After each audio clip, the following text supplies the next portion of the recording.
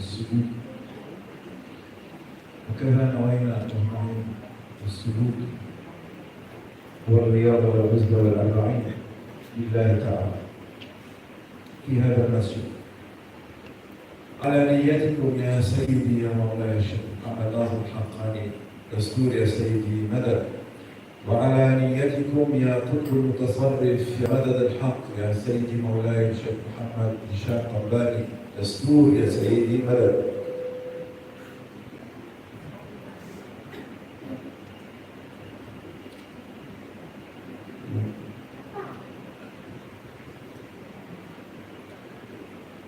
The Murid identity is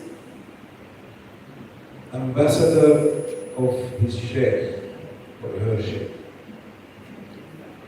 Murid identity is representative of the sheikh. The sheikh is like the sun in the sky. The Murid is like a ray from that sun, a ray of light. Maulana Sheikh says, each of you try to be one ray representing the Sheikh. No, you don't have to be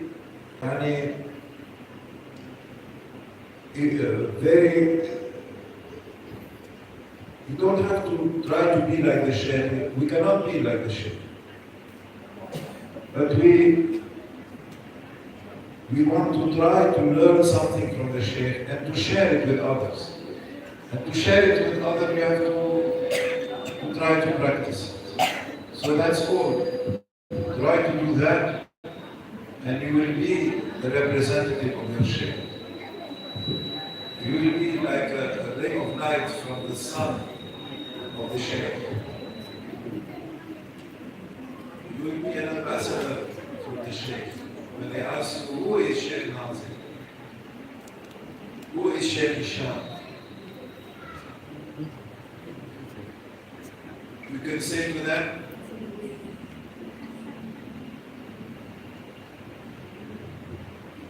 I will tell you what you can say to them after the translation. Bismillahirrahmanirrahim. Beliau menyampaikan kepada kita bahwa seorang murid itu adalah perwakilan atau duta besar daripada syekhnya, daripada gurunya. Maka seorang murid itu memang berbeda dengan sang syekh. Namun kalau diibaratkan, kita melihat ada matahari, lalu ada cahaya matahari.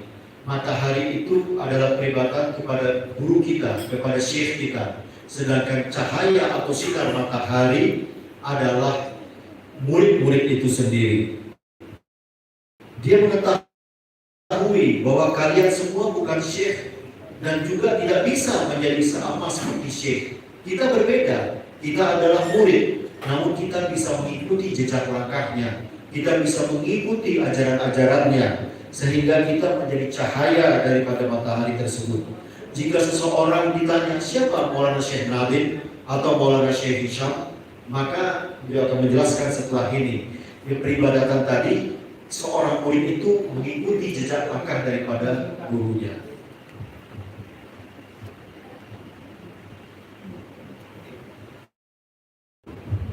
So they will say, Sheikh Nazim, what is Sheikh Nazim?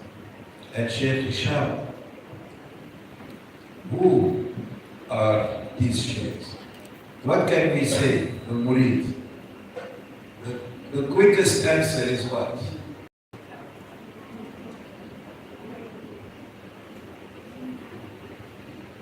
The quickest answer is this.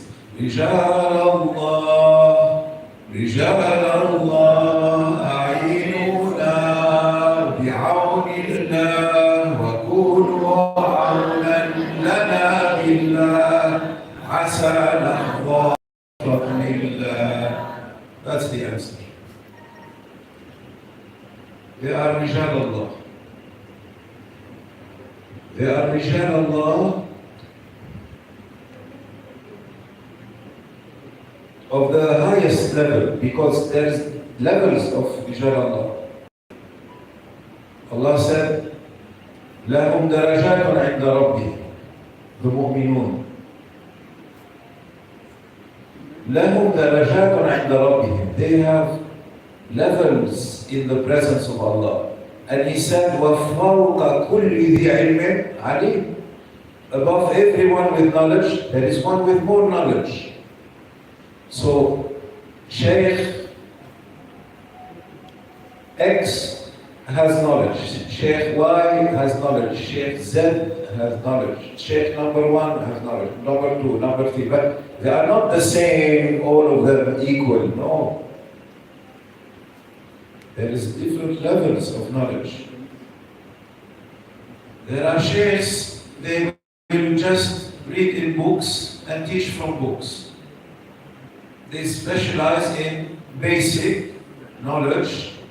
There are sheikhs, they specialize in fiqh knowledge, fiqh knowledge.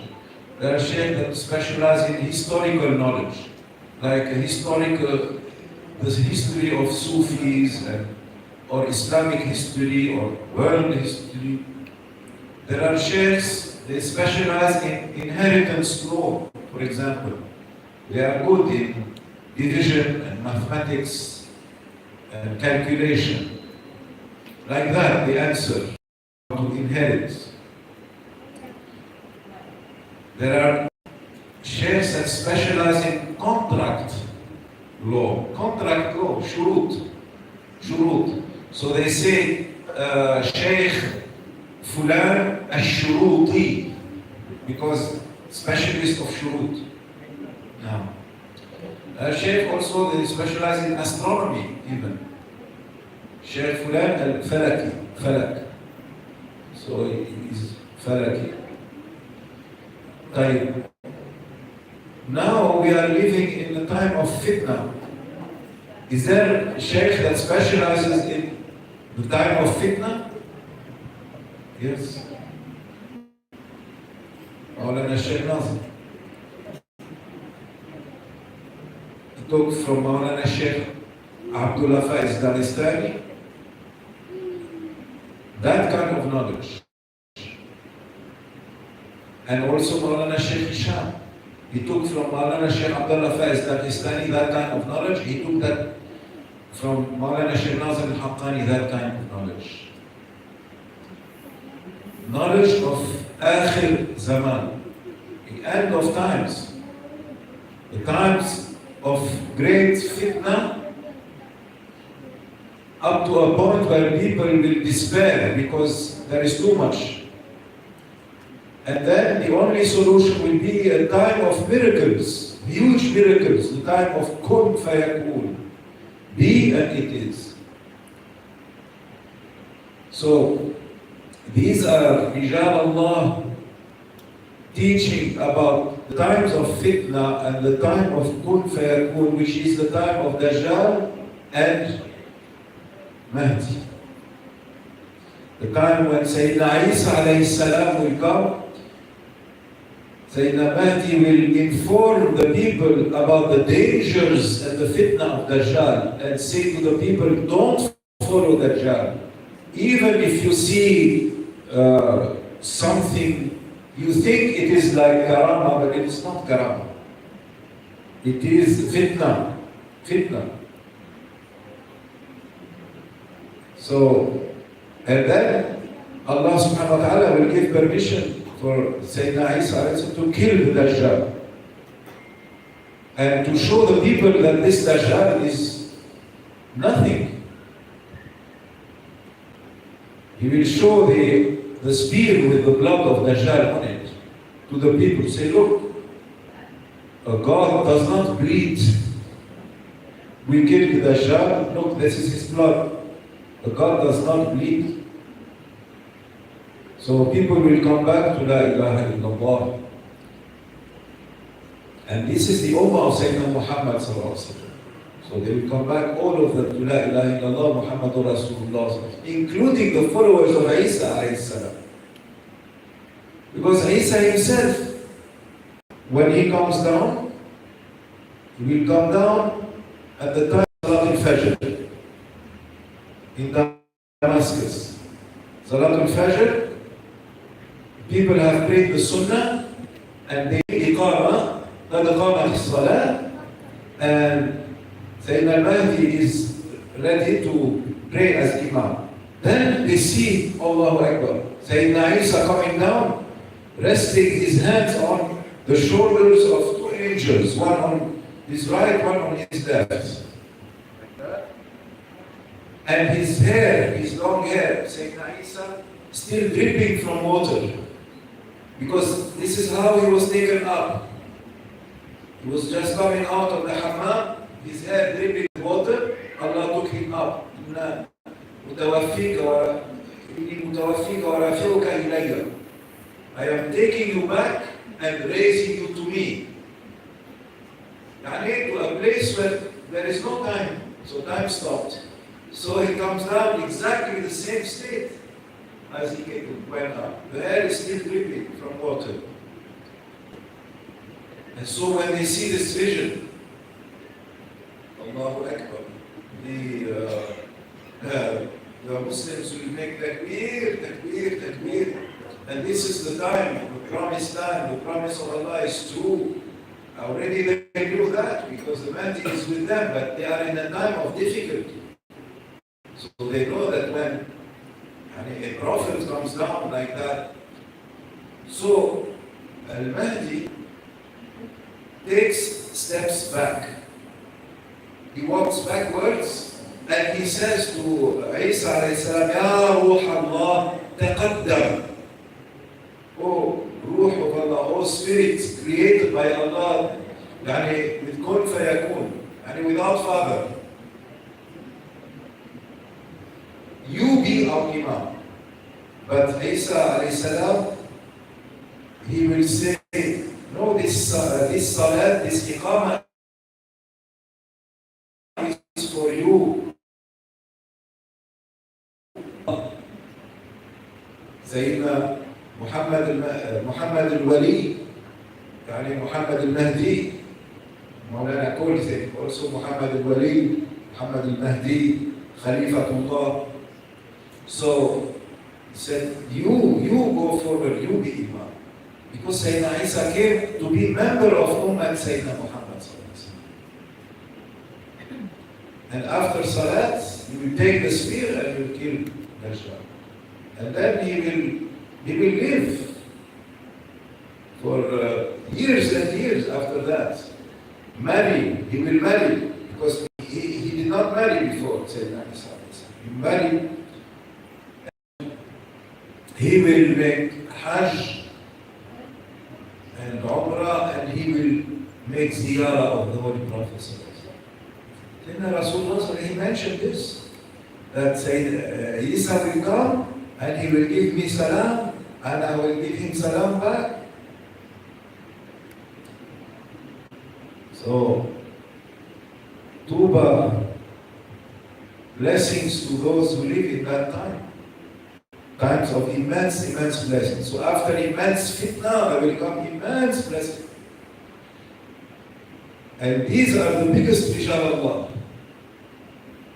Mahdi and Isa alayhi salam, in that time, rijal Allah. So that kind of time and history, who is teaching about that? The ulama of Ahlul Sunnah wal Jama'ah, they leave it to the Shia to teach about Mahdi. This is a big mistake which we must correct, because there is more than 40 Sahih or Hasan Hadith on Sayyidina Mahdi alayhi salam. 40 Sahih or Hasan Hadith about Sayyidina Mahdi alayhi salam.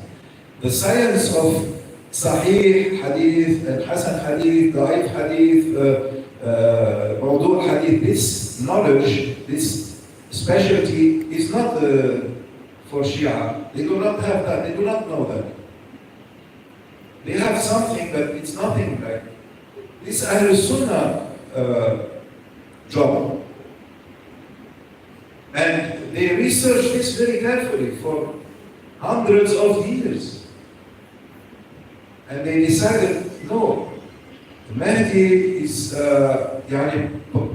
متواتر علم, mass transmitted the reality of the existence of the Mahdi that is coming at the end of time from Ahlul Bayt, and he's going to be in the time of the Dajjal before Isa comes down, and then Isa comes down and kills the Dajjal.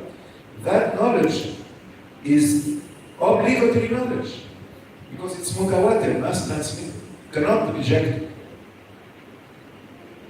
So, how come they do not speak about it? Prophet ﷺ spoke about it in more than 40 hadith. And in the hadith of Islam, Iman, and Ihsan also. What is Islam? What is Iman? What is Ihsan? When is resurrection? Qiyamah. As-Sa'ah, Ya Rasulullah.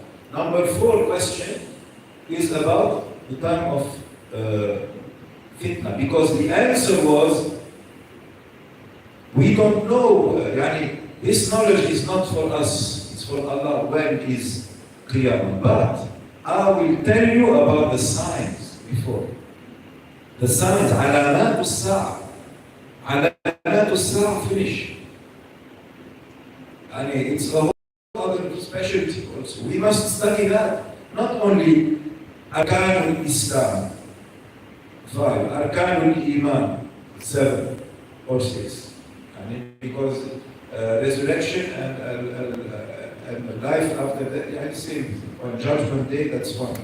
But so some say count it as extra, so they say 7.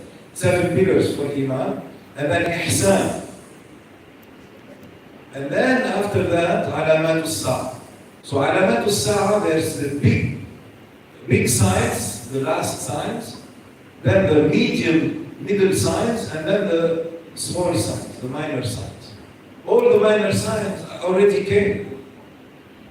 And most of the middle signs have come also. It's left only some of the middle signs and the major signs. The Shamsu Kuwirat. وإذا النجوم انكدرت إذا السماء انفطرت وإذا القبور بعثرت. This kind of huge signs. القبور بعثرت. Imagine the rising of the dead. Not like in the movies where they come and say "Ba," and you have to run away from them. No, everyone will be busy. Everyone will be afraid. What is happening to all of us? And they are asking where to go. All of us. So we are happy if someone takes us by the eye. I will show you where to go. Rasulullah sallallahu alaihi wasallam. He will send his rijal. Our Shaykh will be there. Your wali will be there. You will not be alone. Alhamdulillah for these teachings. They are important to us. And we, inshallah, from one page or two from about this now, about that.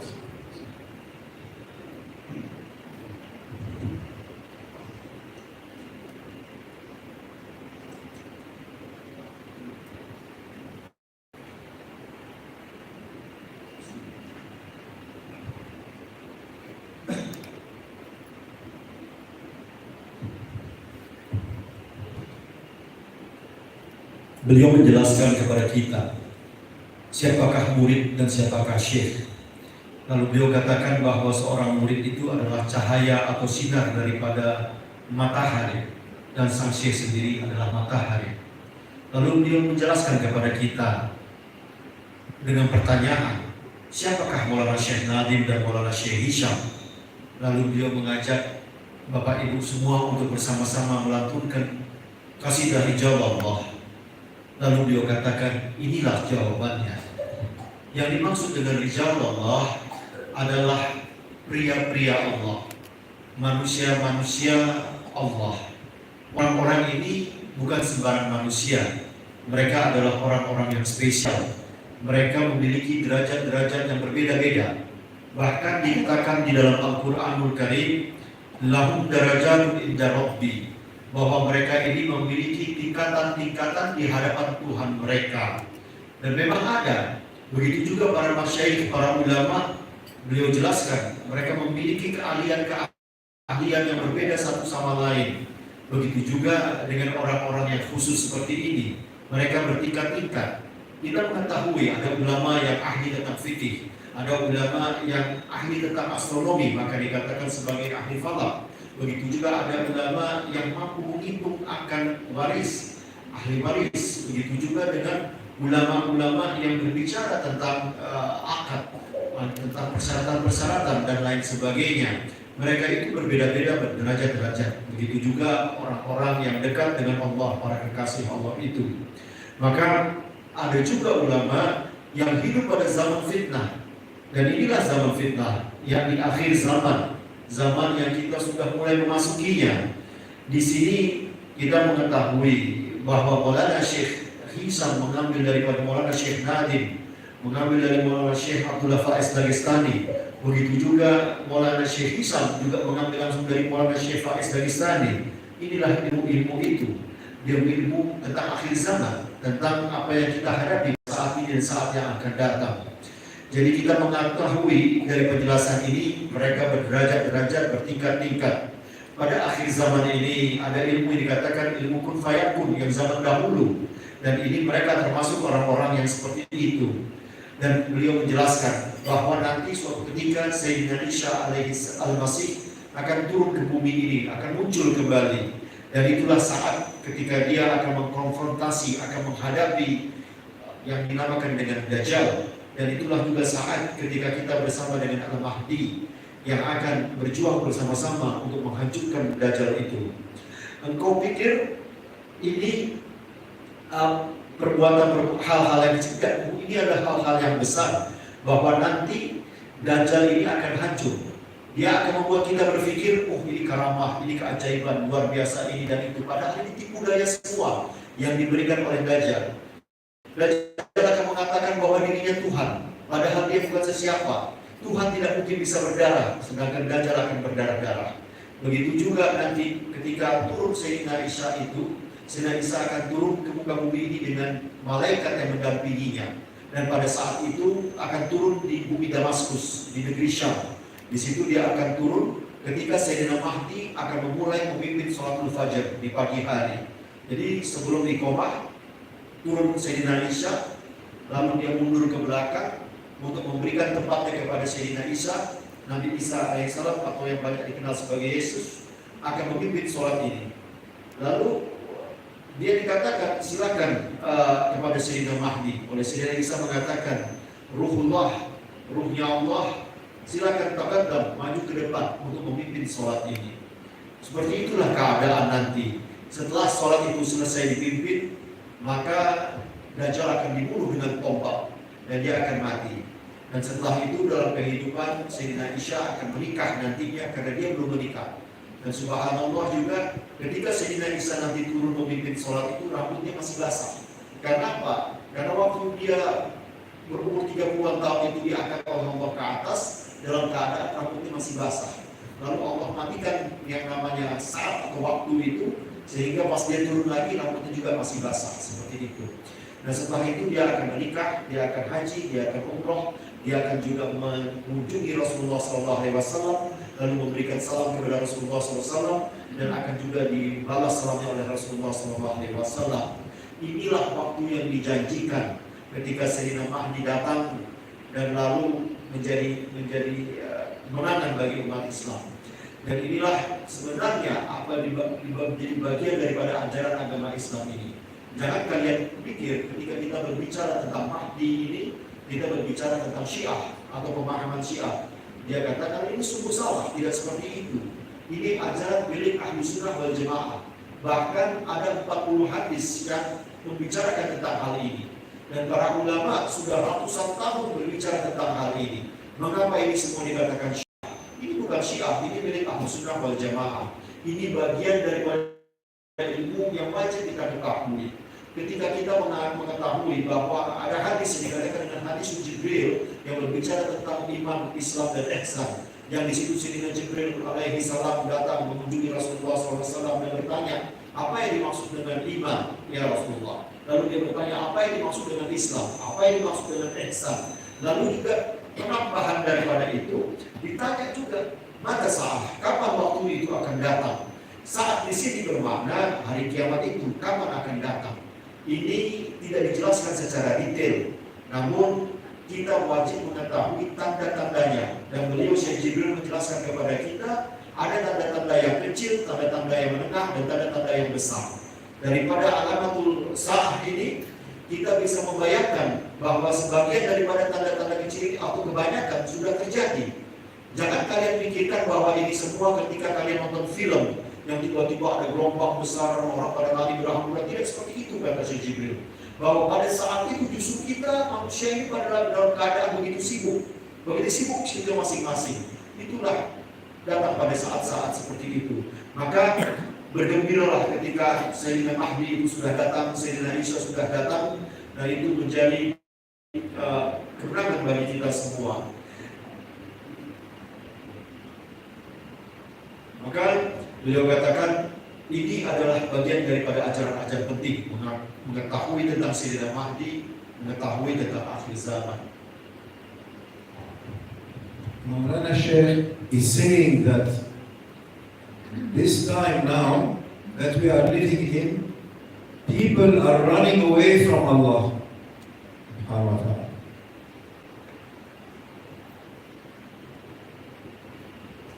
Allah says, فَفِرُّوا إِلَى اللَّهِ.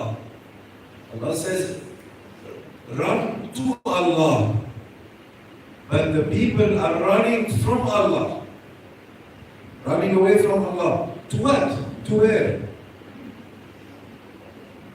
To their dunya, to their hawa, yani materialistic needs, materialistic pleasures, materialistic goals, materialistic loves. And hawa, yani the inclination that you like and you decide what you want, what you like. Say Allah said, no, I said. And they are running to nafs. And nafs is the biggest enemy. Nafs. Nafs is teaching people to say that La ilaha illa ana. There is no God but me, the nafs says. This is what the nafs is teaching each human being. The nafs of each human being is teaching that. Subhanallah. This is what we are running to. Ego. Ego is the same meaning in Latin as ana in Arabic. And me or I in English. And the word egotism is like you are egotist. Egoistic, meaning you are self-centered, selfish. But the biggest danger is that you are worshipping your nafs. You are an idolater, a pagan, polytheist, mushrik. The Prophet ﷺ, he mentioned that in his hadith. He said, this is what I fear the most for my ummah. He said, I don't fear for you poverty. I don't fear poverty for you. I don't even fear war for you because my ummah is mercy, has received mercy, finished. The whole ummah is ummah of mercy. Says what I fear for you is, and he mentioned certain things. And among them is shirk khafi, shirk asghar, yani the hidden shirk. The shirk that is not, it doesn't appear clearly in front of people. Hidden shirk. As if he said invisible shirk, because you see the nafs is invisible, but it's a giant in us. A giant in us. And it's always commanding wrong. me first, worship me, give me importance. Don't listen to anyone who says, come to the zikr, come to halaqa, come to masjid. No. Go go to your pleasure, whatever you like, and then they think that their real help is from money.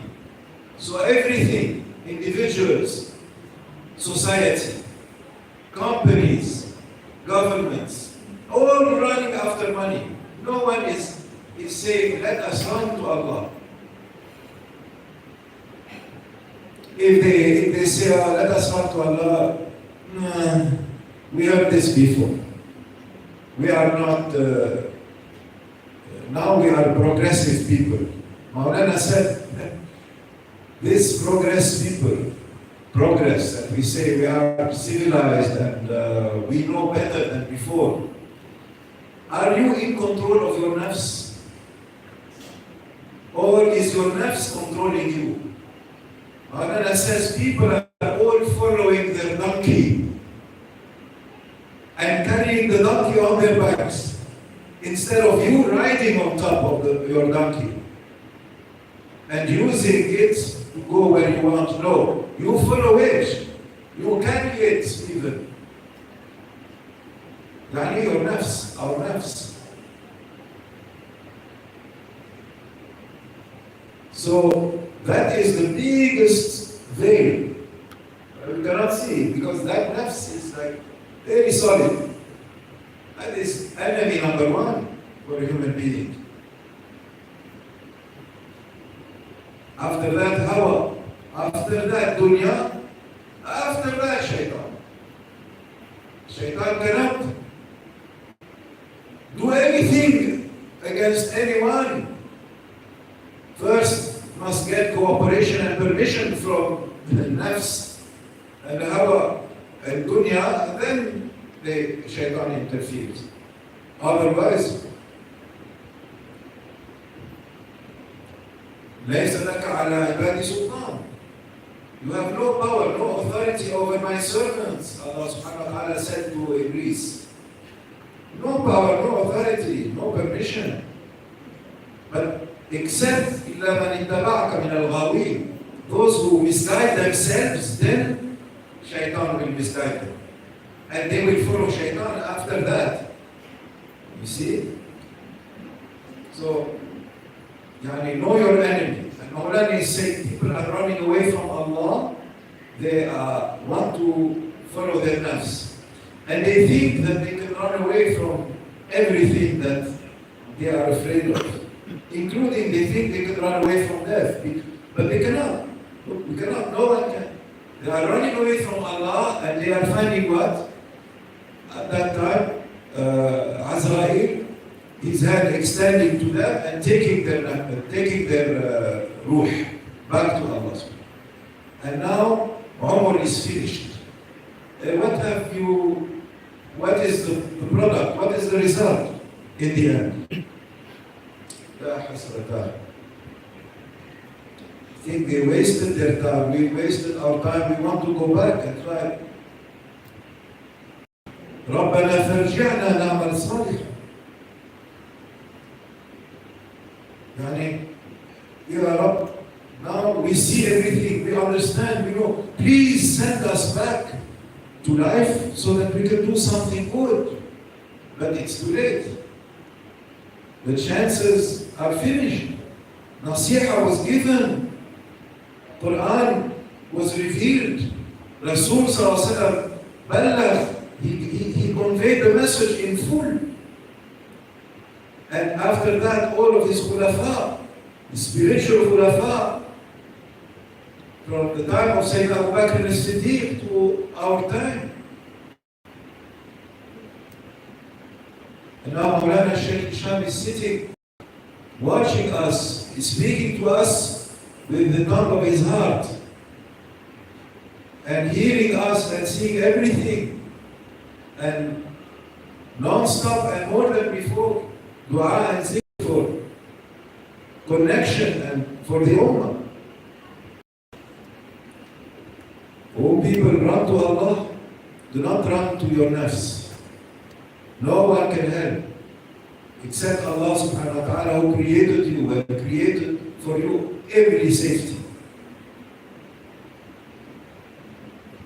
Who can do islah, reform of human beings? Who can fix everything that is broken in the society, in the governments, in the individuals of the Ummah? Maulana said, there are awliya that Allah gave them al-nafas al-qudsiyya, holy breath, nafas al-qudsiyya. These awliya, if they say to something kun fayakun, be and it is, Allah gave them that power. And yuhyi wa yumeet, bi'idhnillah, Allah gave them permission, give life and give death. One of them is enough to fix everything, but there is no permission. Maulana said, if all of the awliya, all of them came together to fix, there is no permission. They cannot. Because the promise and the ahd, and when Mahdi comes, he will come and show that power of kun fayakun. Even Mahdi has no permission at that time also to kill the, because that promise was given to Isa alayhi salam. You see? And Maulana says, everyone knows their drinking points. Everyone knows their zikr and their tasbih. Everyone knows their wazifa, their job. If you are connected to those awliya, they connect you to those anbiya and to the Mahdi and to Rasulullah sallallahu alaihi wasallam's heart, so that you also, you will know your wazifa. ألا إن أولياء الله لا خوف عليهم ولا هم يحزنون. There will be no distraction for you, no false alarm or false fear. لا خوف ولا هم يحزنون. No fear, no sadness. You are watching. You are watching the will of Allah subhanahu wa ta'ala, obeying. That's what Maulana is teaching. Teaching those steps for us. He wants us to also enter into those ayah of Holy Quran, and this is the meaning of the secrets of the Quran.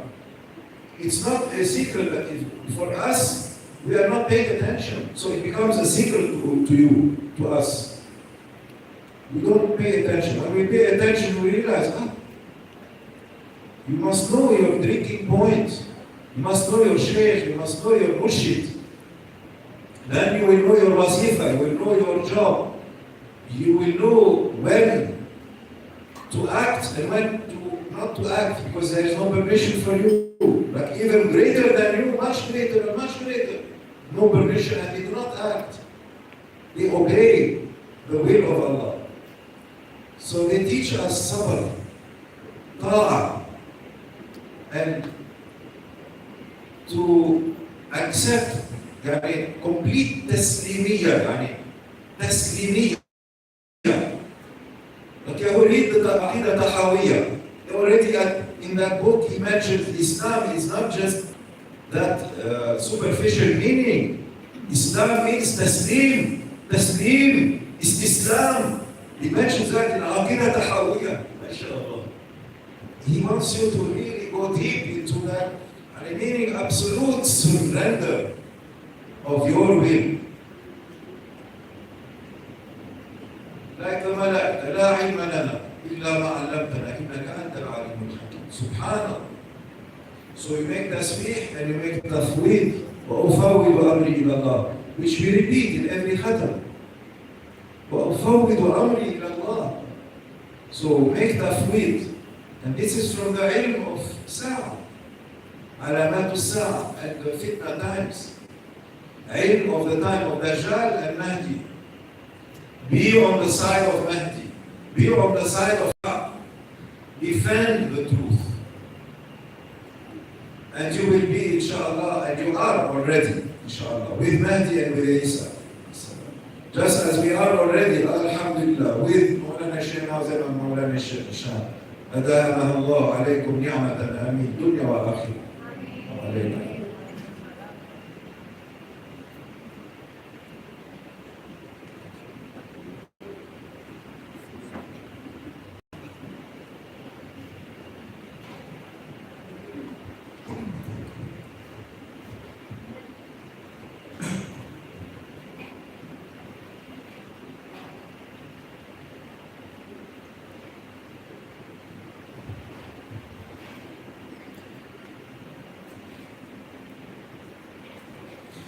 Pada saat ini kita hidup pada zaman yang disebut dengan zaman akhir zaman.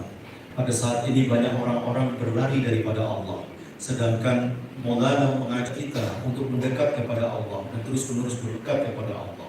Seperti kita diperintahkan di dalam Al-Quran untuk berlari, maksudnya mendekat terus-menerus kepada Allah. Namun apa yang kita lakukan, justru banyak orang sekarang ini lari menjauh daripada Allah. Mereka mendekat kepada dunia, terus-menerus mendekat kepada tipu daya dunia, bahwa dunia ini memiliki daya pikat yang luar biasa. Orang begitu banyak mengejar hanya kepada materi, ingin kekayaan, ingin hal-hal yang penuh dengan tipu daya ini, membesarkan nafsu kita. Jadi ketika kita ingin mengejar itu semua yang bersifat duniawi, pada dasarnya kita membesarkan nafsu kita. Nafsu ini mengajak kita tidak menyembah kepada Allah, tidak mengagungkan Allah, tapi mengagungkan diri kita sendiri. Yang sebetulnya la ilaha illallah, justru nafsu ini mengajak yang kebalik. La ilaha illallah. Dia katakan bahwa tidak ada Tuhan kecuali aku diri aku sendiri. Bukankah itu yang banyak dilakukan oleh manusia pada zaman sekarang ini? Dia membesarkan egonya, akunya, keanakannya, keakuannya. Inilah yang terus dibesar-besarkan. Beliau menjelaskan bahwa orang ingin sekali menjadi egois, merasa dirinya hebat. Dia tidak sabar dan dia tidak menyadari dirinya. Padahal bukan uang yang menyelamatkan dirinya, Allah Subhanahu wa Ta'ala yang menyelamatkan dirinya. Kita diajak menyembah kepada Allah, bukan menyembah kepada nafsu kita. Kita diajak untuk mengikuti para masyayikh, para ulama, untuk dekat kepada Allah Subhanahu wa Ta'ala. Bahkan Maulana Syekh Nadim mengatakan ibaratnya seperti mengikuti keledai. Keledai ini siapa? Dunia ini yang kita ikuti, kita senang, kita terpana, kita asyik di dalamnya. Inilah musuh nomor satu manusia. Setelah itu baru datang yang dikatakan dengan Hawa, dan setelah Hawa baru dunia. Setelah dunia kalian terjebak dengan setan. Setan masuk ke dalam diri kita, bukan setan yang memasuki, karena setan tidak punya kekuatan, tapi diri kita yang membuka. Yang pertama tadi nafsu kita, hawa kita, lalu masuk kepada dunia kita. Hawa itu bagaimana diri kita itu tergerak, keinginan, berhasrat untuk mengikuti keakuan daripada kita sendiri. Jadi yang dinamakan nafsu tadi bukan yang kita kenal kebanyakan, bahwa nafsu itu hanya berbicara tentang hubungan antara laki dan perempuan atau keinginan melakukan itu, bukan. Tapi nafsu itu adalah diri kita sendiri, ego kita sendiri yang menyombongkan diri kita. Mereka katakan laisa laka illa sultan, bahwa manusia ini iblis ini tidak punya kekuatan. Yang memiliki kekuatan Allah Subhanahu wa Ta'ala. Tapi kita membuka jalan bagi mereka, bagi iblis, bagi syaitan memasuki diri kita. Inilah yang kita tidak mengetahui, tidak menyadari. Justru kita harus mengetahui siapakah musuh kita sebenarnya, siapa musuh nomor satu kita sebenarnya. Maka larilah dari ini semua. Lalu beliau katakan, apakah kita bisa lari daripada kematian? Tidak bisa. Kematian atau saat itu ketika dia sudah datang, dia akan datang menentang kita, lalu kita wafat. Setelah kita wafat baru tersadar diri kita bahwa kita menyesali perbuatan-perbuatan di dunia ini yang begitu melalaikan, yang membuat dia tidak memiliki banyak modal untuk kembali kepada akhirat. Tidak seperti itu. Beliau katakan bahwa Al-Quran sudah turun, As-Sunnah sudah datang, semuanya sudah memberikan pelajaran mati-mati kepada kita semua sebelum Anda terlambat. Tapi kita begitu terlena terhadap itu semua. Maka kita harus kembali Allah Subhanahu wa Ta'ala. Dia katakan, siapakah yang bisa memperbaiki permasalahan yang begitu runyam di muka bumi ini? Dia katakan yang bisa memperbaiki permasalahan ini semua adalah para aulia Allah. Para aulia Allah ini adalah mereka yang dikatakan memiliki nafas qudsiyah. Nafas qudsiyah ini adalah nafas kita, bukan nafas kita, nafas yang suci, yang datang daripada aulia-aulia Allah ini. Namun itu pun para aulia Allah tidak memiliki izin karena saatnya belum datang. Tunggu sampai Sayyidina Mahdi itu akan datang, lalu izin itu akan turun kepada kita semua. Maka pada saat ini Anda datangilah zawiyah-zawiyah ini. Ketika Anda mendatangi zawiyah, masuk ke dalam zawiyah, bersama-sama dalam zawiyah Anda menghubungi, terkoneksi dengan Rasulullah SAW, terhubung dengan para aulia Allah. Dengan itu Anda akan merasa kenyamanan, ketenangan, karena Anda akan mendapatkan la khaufun wa la yahzanun. Tidak ada rasa takut, tidak ada rasa gelisah di dalamnya. Engkau harus mengetahui sumber mata airmu siapa. Siapakah syekhmu, siapakah pemimpin rohanimu, maka engkau akan mendapatkan apakah tugas rohanimu yang utama. Syekh ini yang akan membuat Anda belajar banyak tentang bagaimana bersabar, bagaimana Anda melakukan taslimiyah. Taslimiyah ini adalah proses kita berserah diri kepada Allah secara sempurna, secara mumpuni. Seperti dahulu kita pernah mempelajari akidah Tahawiyah yang di dalamnya ada ajaran tentang taslimiyah, berserah diri kepada Allah secara sempurna, secara tulus. Inilah yang disebut dengan Islam. Lalu kita berserah diri kepada Allah. Wa ufawwidu ila Allah. Ini dikatakan kita berserah berlepas dan berserah kepada Allah. Dan itulah yang diajak oleh beliau untuk kita bersama-sama pada hakikatnya pada saat ini sudah persiapan kedatangan Sayyidina Mahdi.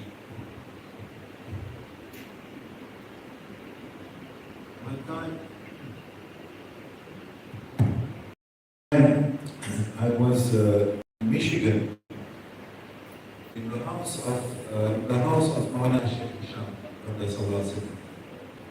and this was during one of the visits of Maulana Sheikh Nazim to the US. And Maulana Sheikh Nazim was in Michigan, and it was the evening, and he was with Maulana Sheikh Hisham in Maulana Sheikh Hisham's house in Michigan. And there was also Sheikh Adnan, he was there also. And Maulana Sheikh Nazim, you know, he gave complete permission to Sheikh Hisham and Sheikh Adnan, ask anything, speak about anything.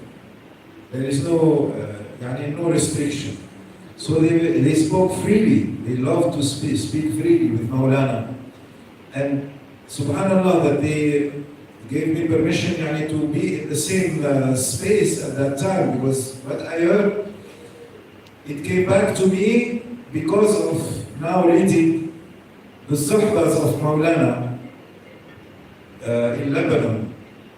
Before that time, when I was, these suhbas, I was maybe 18 or 19 at that time, you see. So, but now, 30 years ago, so they were saying to Maulana, Sheikh Hisham and Sheikh Adnan together like that, Maulana, why awliya, meaning you, see, but keeping Adam, so not they did not say why you, but say why awliya are not taking action and fixing this problem, because they can do with one breath, one holy breath. How many times, also Maulana Sheikh Nazim himself said, he said it would take one wali to fix this problem in Kosovo, for example, and the Bosnians and like that. Would yanfukh nafkha like that, and don't need to bring in armies and bombs and all that, and still not fixing it, or hardly, or creating more suffering.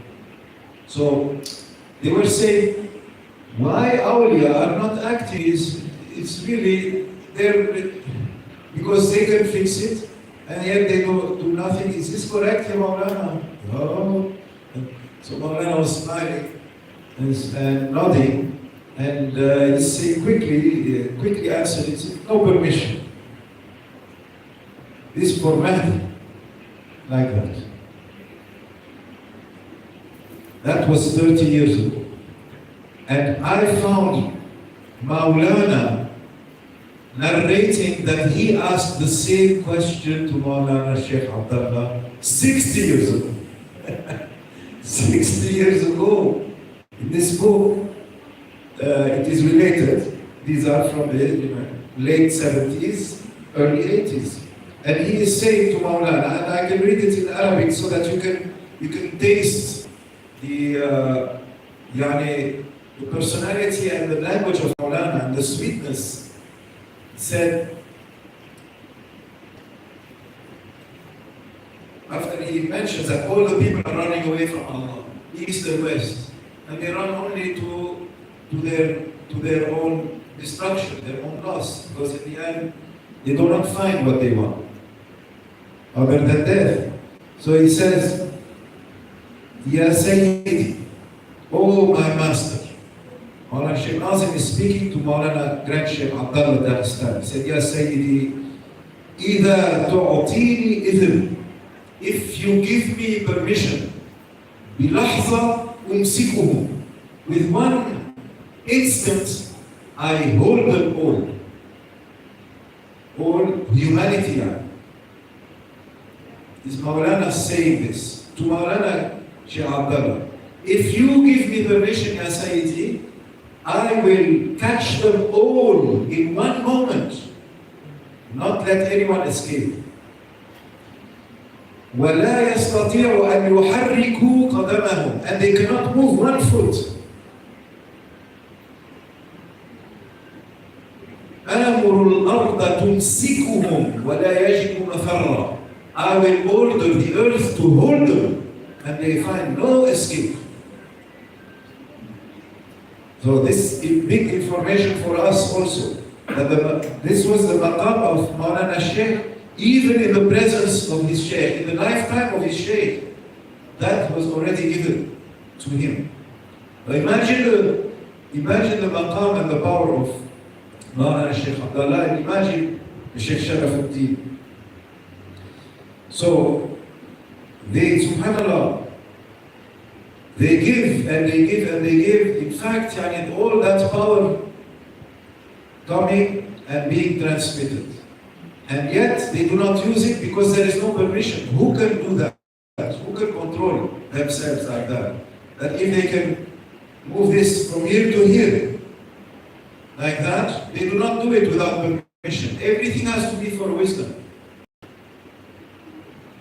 For example, if Maulana looks here at the window while speaking, he is testing if everyone also will be also looking.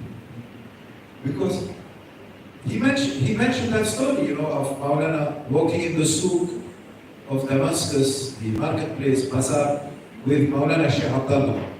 And then they stopped in front of a shop. And Maulana Sheikh Abdullah was looking at the shop window. And then Maulana Sheikh Nazim raised his gaze to check, what is my Sheikh looking at? And Maulana Sheikh Abdullah immediately said, Nazim Afandi, Al-Nazar bila izn jinaya. Al-Nazar bila izn jinaya. 4 words.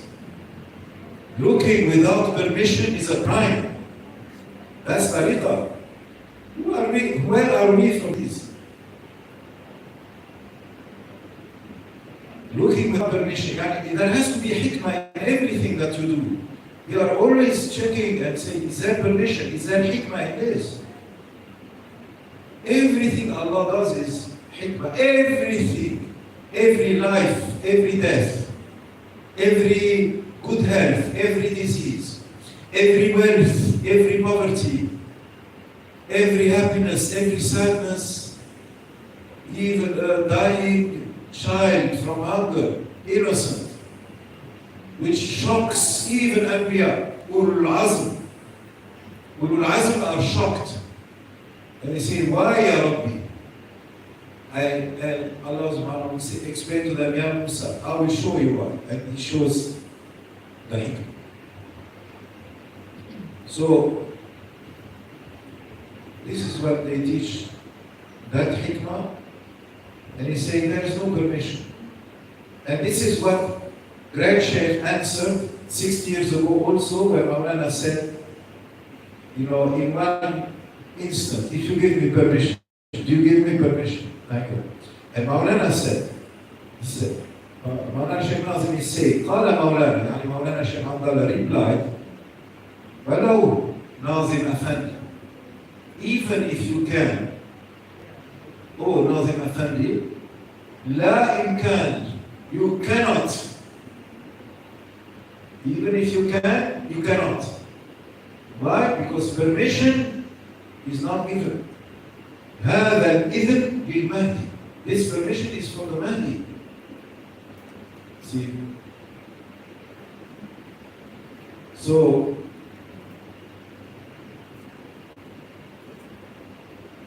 that's when Maulana continues and he explains, Allah says, كُلٌّ قَدْ عَلِمَ صَلَاتَهُ وَتَسْبِيحَهُ. Everything in creation knows their salat and their tasbih, meaning their wazifa. So we have to know. And our wazifa is not to complain. They are showing us in the image of a complaint what we should not be doing. Because the answer will always be the same. No permission, no permission, no permission. Even Sahaba Kiram were complaining in the time of Mecca, before the Hijrah, and Rasulullah ﷺ was answering words, no permission, no permission. Yes. So, aren't you Rasulullah? Aren't you, don't you have that mandate, that authority, that power? Yes, yes, yes, hap. But, because he won't say, why don't you take action? No permission. And still he was mentioning in many surah from the Meccan period, Surah Makkiyah, jihad. He's mentioning jihad. So what jihad is he talking about if there is no permission for jihad? It means jihad al-akbar, jihad al-nafs. The one jihad that never stops. From beginning to the end of history and from the beginning to the end of our lives as individuals. In battle and outside of battle. So that's why they call it Jihad al-Akbar, because logically it never stops. It's a war non-stop. War against whom? First of all, against public enemy number one, the nafs. That never stops. And that is what they are teaching us. Submit, surrender, have sabr. Connect to Allah subhanahu wa ta'ala through that. You see, that silsila that is connecting you. Because Rasulullah ﷺ did not leave this dunya, He is present in you. وَعَلَمُوا أَنَّ فِيكُمْ رَسُولَ اللَّهِ. You must know for sure with yaqeen that in you is Rasulullah ﷺ. Who teaches you to remove that veil between yourself and Rasulullah ﷺ who is in you? Your shaykh, your murshid. Therefore, look at your murshid as your door to that reality. That's why they have your amana. We are looking to our shaykh, holding to our shaykh's hand, holding to our shaykh's rabita, connection. We are tied like rabita, marbut, ribat. That's when they say ribat. Ribatul khayl, yani meaning you bring your horse, you tie it there. Because you are ready for battle. You must make niyyah for that. This is the rabita with your shaykh, and you are observing and making muraqabah. We cannot see the command of Allah. We cannot see the Lawh al-Mahfuz. We cannot see and hear Rasulullah ﷺ telling us directly. All of this comes through the channels, proper channels. Okay, even in government. This one cannot speak directly to that one. It has to go through this channel. That one cannot also speak directly to the one above him. So there is channel. وَإِنِّي قَرِيبٌ, I am near to you, but you have to find a way to me. Even Sayyidina Ahmad Badawi, he could speak with Allah directly. Allah gave him that. He was Kalimullah. Even maqam of one of the Ulul Azm of the prophets, Sayyidina Musa alayhi salam, Kalimullah. Even he could not reach to Allah subhanahu wa ta'ala after that maqam, because he wanted something more. And Allah said to him, you cannot unless you find a guide, Ya Ahmad. And that guide was the qutb of his time. He had to submit to the will of that qutb. Because his first answer was, when the qutb said to him, I will give you your key. He said, no, I don't take the key except from the Al-Fattah. He will give me my key. But Al-Fattah told him, Jalla wa ala, you must take the guide. I sent you a guide. You must come to meet you a guide. It's sunnah of Allah. Cannot approach without murshid. Cannot approach without dalil. Even Rasul sallallahu alaihi wasallam accepted Sayyidina Jibreel for dalil. Even Rasul and Abu Bakr and the Jama'ah, that was a small group going to Hijrah, at that time they took a dalil. That was after Isra Mi'raj through the 7 skies, after seeing the 8 paradises. And after Allah showed him also the people of hell, all this, and then reaching to Sidratul Muntaha, after seeing all of the prophets in all of the Jannat, after seeing them in dunya, you need a dalil for the trip from Mecca to Medina? Yes. If they are humble themselves to that. Rasul sallallahu alaihi wasallam, and all after that, the Sahaba, and then the Tabi'een, and the Tabi'een, and the Rijal Allah, and all of them. Until even one of the Ulul Azm of the prophets will come and humble himself again in the time of Akhir Zaman. That means all of us, we must be humble like that. That's the message and the teaching of Maulana. Have sabr, humbleness. Humble yourself to all creatures. You are servant. Achieve servanthood. Act like a servant. Don't act like one in command, one who knows, one who has power. In the end, into the grave, like everyone else. And even if you are Alexander the Great, you will be buried with nothing in your hands. Even if you had all of everything in dunya, from east to west. So, even the possessors of Nafas al-Qudsiyya, the breath of holiness, who with one breath can fix everything, is humble, shy, patient, and surrendering to the will of Allah subhanahu wa ta'ala. Each one knows their salat and their tasbih. كلهم قد علم صلاته وتسبيحه. Maulana says, كلهم قد علم ما هي وظيفته. Each one knows what their wazifa is. Know your wazifa.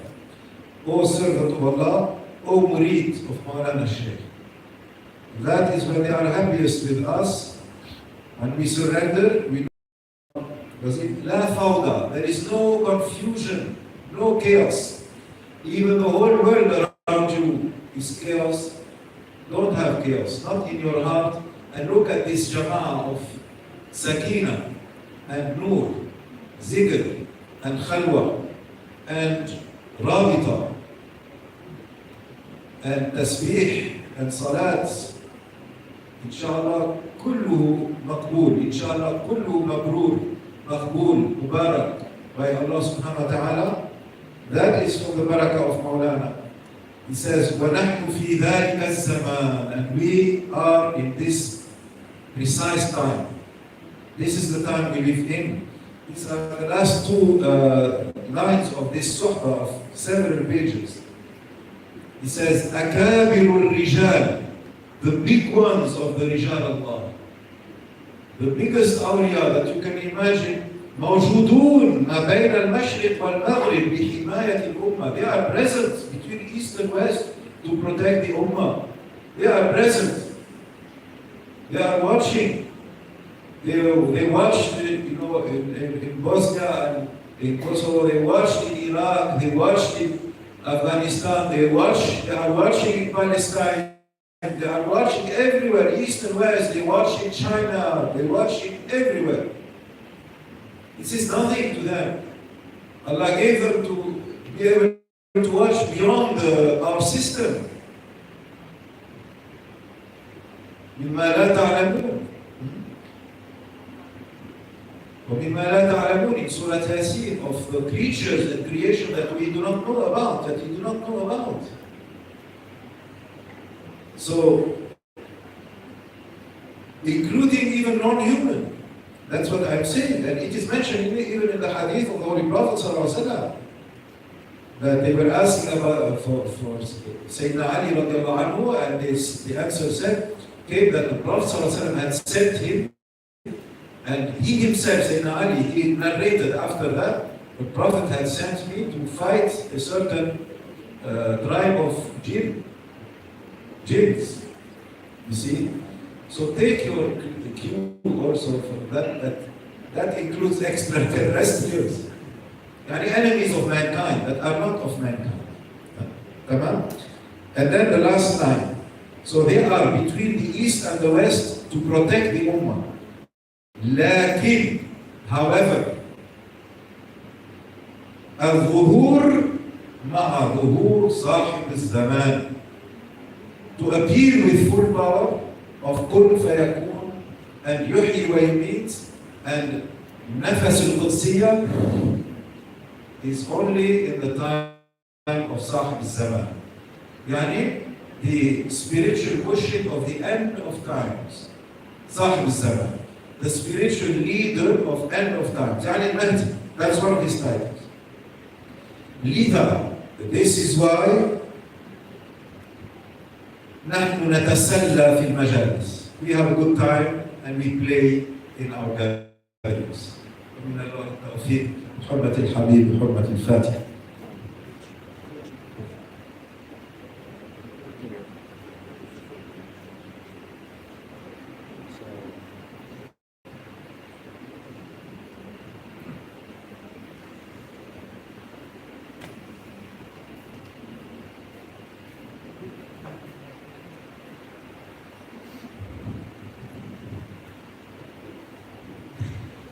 Suatu ketika beliau Syekh Jibril mengunjungi gurunya, berziarah kepada gurunya di Michigan, bertemu dengan Maulana Syekh Hisham, dan Maulana Syekh Nadim juga ada pada saat itu,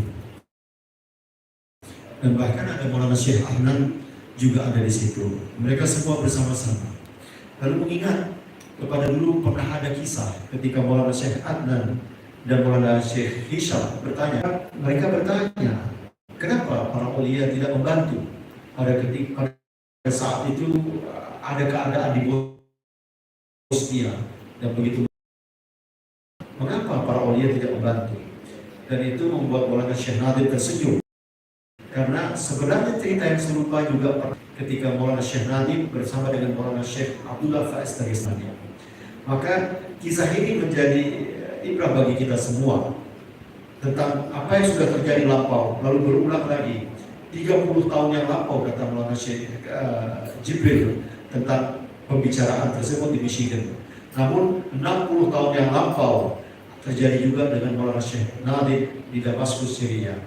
Maka dia katakan, ya Sayyidi, jika engkau berikan izin seketika, ketika dia izin dengan perkataan ini belum dilanjutkan oleh beliau, maka suatu ketika beliau memberikan kisah lagi, kisah ketika Maulana Syekh Nadim sedang berjalan-jalan dengan Maulana Syekh Abdullah Faiz Dagestani di satu pasar di Damaskus, Syria. Pada saat itu Syekh Nadim mencoba gerak-gerik di Maulana Syekh Abdullah, dan dia lihat memandang Maulana Syekh Abdullah, dan tiba-tiba Syekh Abdullah menegurnya dan mengatakan, Nazim Effendi, dia katakan bahwa engkau tidak boleh memandang. Katakan, Nazim Effendi tidak boleh memandang tanpa izin. Ini tidak diperkenankan. Inilah yang dia ceritakan dengan cerita yang serupa sebelumnya. maka dikatakan engkau tidak boleh memandang tanpa izin. Ini hanya untuk Mahdi. Maka itu bisa pada saat nanti Mahdi itu datang. Di kisah-kisah seperti ini mengingatkan kepada kita bahwa nanti Sayyidina Mahdi itu datang, maka izin sepenuhnya kekuatan para wali itu akan terpancar. Seperti hal ketika Rasulullah SAW dahulu beserta dengan para sahabat-sahabatnya. Sahabatnya banyak bertanya kepada Rasulullah, mengapa begini, mengapa begitu Rasulullah? Atau juga meminta tentang izin untuk berjihad dan lain sebagainya. Tapi Rasulullah mengatakan ini tidak ada izinnya, tidak boleh, belum boleh. Seperti itu yang dikatakan. Itu ibaratnya seperti itu juga. Begitu juga ketika kita berbicara tentang jihad, izin untuk jihad, lalu diingatkan tentang jihad yang besar, yang akbar, yakni jihad melawan hawa nafsu yang terus-menerus kita lakukan, peperangan yang tiada akhirnya. Itulah yang dikatakan berjihad melawan nafsu diri kita sendiri. Itu yang menjadi suatu keutamaan. Lalu beliau berbicara tentang silsilah. Silsilah ini menjadikan diri kita semua itu terkoneksi atau terhubung dengan Rasulullah SAW, karena kita terhubung dengan syekh kita, dengan para masyayikh kita. Dan inilah dengan silsilah ini kita seperti menggenggam rabithah, menggenggam ikatan kebersamaan dengan para masyayikh kita. Dalam rabithah kita melakukan muraqabah, dan itulah yang kita lakukan. Kita terkoneksi, tersambung. Begitu juga beliau memberikan perumpamaan kembali bagaimana Tuhan itu begitu dekat dengan kita, sangat dekat dengan kita. Tapi kita mesti cari jalan bagaimana kita bisa mendekati terus-menerus kepada Tuhan. Karena jangan sampai kita menjauh, tapi kita mendekat. Lalu beliau memberikan perumpamaan lagi untuk hal yang serupa. Bagaimana dahulu ada seorang sufi besar yang bernama Syekh Ahmad Al-Badawi. Dia bisa saja diberikan kesempatan oleh Allah untuk berkomunikasi langsung. Namun dia diminta al-fatah, yakni Allah SWT sendiri, untuk mencari guru pembimbing untuk bisa sampai kepada Allah. Maka pada saat itu ia menemui dengan seorang kutubus zaman, kutubnya pada zaman itu, pada saat itu, untuk menjadi pembimbingnya, untuk mendekat kepada Allah SWT. Maka kita semua harus mencari jalan untuk berjumpa, bertemu dengan syekh kita, dengan pembimbing kita, untuk terus berlanjut kepada Rasulullah lalu kepada Allah. Inilah pembimbing yang disebut dengan mursyid, orang yang membimbing kita, syekh yang membimbing kita untuk menuju kepada Allah. Lihatlah bagaimana dahulu ketika Sayyidina Rasulullah SAW berhijrah dengan Sayyidina Abu Bakar As-Siddiq. Mereka bukan hanya berdua, tapi juga ada pembantunya Sayyidina Abu Bakar As-Siddiq, dan ada juga seseorang yang menjadi dalil, yaitu menjadi penunjuk jalan ketika mereka berhijrah. Bayangkan, Rasulullah SAW adalah seseorang yang sudah naik ke atas Isra Mi'raj, tapi juga dalam perjalanan ke bumi ini, dia membutuhkan dalil petunjuk jalan dari Mekah ke Madinah itu. Itulah perumpamaan lagi bagaimana dengan kehidupan kita ini. Kita membutuhkan seseorang yang membimbing kita untuk sampai kepada Allah Subhanahu wa Ta'ala. Engkau bayangkan orang yang sebesar, yang ternama seperti Alexander yang agung itu, ketika dia mati, dia wafat, dia terkubur di dalam tanah, tidak punya apa-apa. Lalu lihat diri kita sendiri bahwa kita berjalan di muka bumi ini, jangan sombong, harus rendah hati. Kita butuh pembimbing, kita butuh orang yang membimbing kita untuk mengantar kita dekat kepada Allah Subhanahu wa Ta'ala.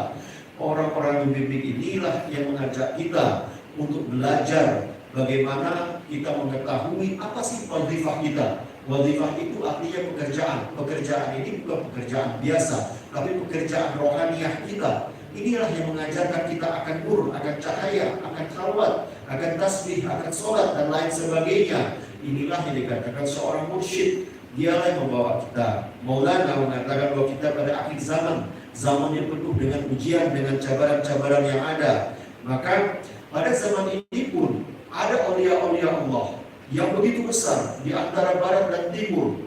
Dia melihat permasalahan-permasalahan yang ada, kekacauan-kekacauan yang ada di Bosnia, di Kosovo, di Palestina, dan lain sebagainya. Mereka melihat, tapi belum ada izin pada saat itu untuk memberikan kekuatan secara penuh. Maka mereka juga melihat sebetulnya bukan apa yang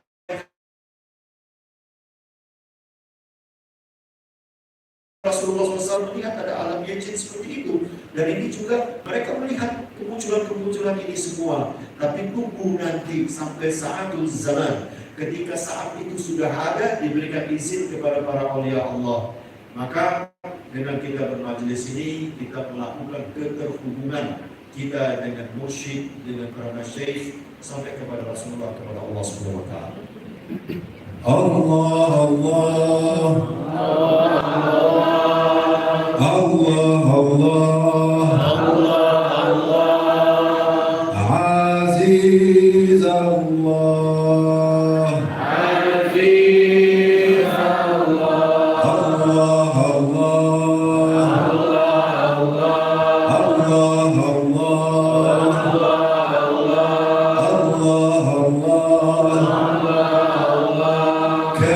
كريم الله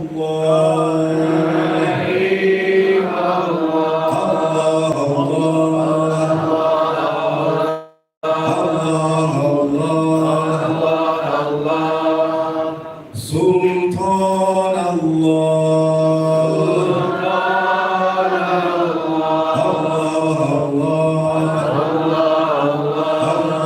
الله سبحان الله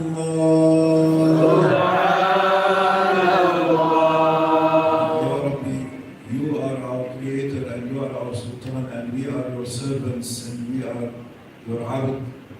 Each one of us, Ya Rabbi, let us do what you created us for. Allow us and make it easy for us to follow the path of Islam and Taslim and Istislam and Ita'ah and Mahabba, the way that you loved for your Anbiya and for your Awliya and their followers until Akhir Zaman and until Qiyamah, and bring us out of the fitna of this dunya safe and sound so that we can see you and meet you and you are happy with us. اللهم إنا نعوذ بك من عذاب القبر ومن عذاب النار ومن الفتن ما تقدر منها وما تأخر ومن فتنة المسيح الدجال ومن فتنة المحيا والممات. اللهم إنا نعوذ بك من جهل البلاء ودرك الشقاء وسوء القضاء وشماتة الأعداء بحرمة من أرسلته رحمة للعالمين. اللهم أعذنا من شرور أنفسنا وسيئات أعمالنا. تبرأنا من حولنا وقوتنا إلى حولك وقوتك ولا حول ولا قوة إلا بالله العلي العظيم. رحمتك نرجو يا ربي فلا تكلنا إلى أنفسنا طرفة العين ولا أقل من ذلك يا ربي يا الله. اللهم بلغنا عصر صاحب الزمان سيدنا المهدي عليه السلام واجعلنا يا ربي من أنصاره وأتباعه المخلصين آمين يا رب يا الله. اللهم أظهره وأعجل ظهوره أجابنا الله. اللهم استجب يا ربي. اللهم اغفر لنا وارحمنا وتقبل منا دعاءنا يا رب يا الله. اللهم اجزي عنا خير جزاء سيدنا مولانا الشيخ محمد هشام قباني قدس الله سره وسيدنا الشيخ مولانا الشيخ محمد ناظر الحقاني قدس الله سره عنا وعن جميع الأمة يا أكرم الأكرمين ويا أرحم الراحمين.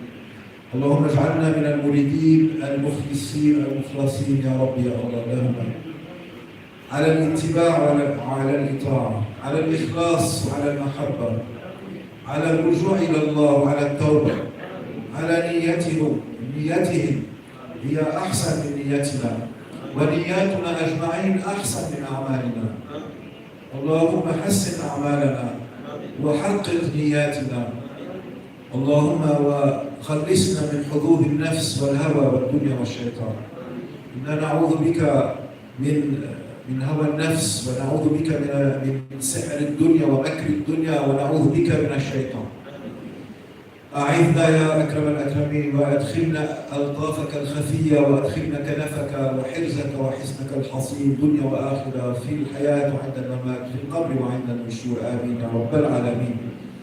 سألناك فلا تردنا خائبين لا إله إلا أنت وتوسلنا إليك يا رب العزة برسول الله صلى الله عليه وسلم. يا رسول الله توسلنا بك إلى رب العزة لقضاء حاجتنا يا رب أن تغفر لنا ذنوبنا وأن ترحمنا خاصة للحاضرين وصولهم وفروعهم والغائبين وخاصة لأهل هذه المنطقة بتم ولإندونيسيا أجمعين ولسائر بلاد المسلمين. اللهم أغثنا وأغثهم يا ربي، وفرج عنا وعنهم ما أصابهم، خاصة في فلسطين وأهلها وبلاد الشام وكافة بلاد المسلمين، آمين يا رب العالمين. ربنا آتنا في الدنيا حسنة وفي الآخرة حسنة وقنا عذاب النار، وصلى الله على سيدنا محمد وعلى آله وصحبه وسلم.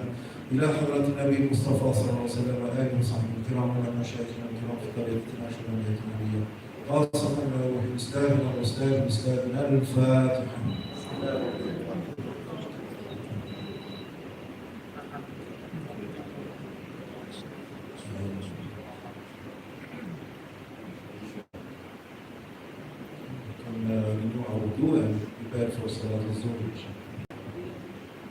Kita perbarui wudhu kita lalu bersiap-siap untuk sholat zuhur berjamaah insyaallah.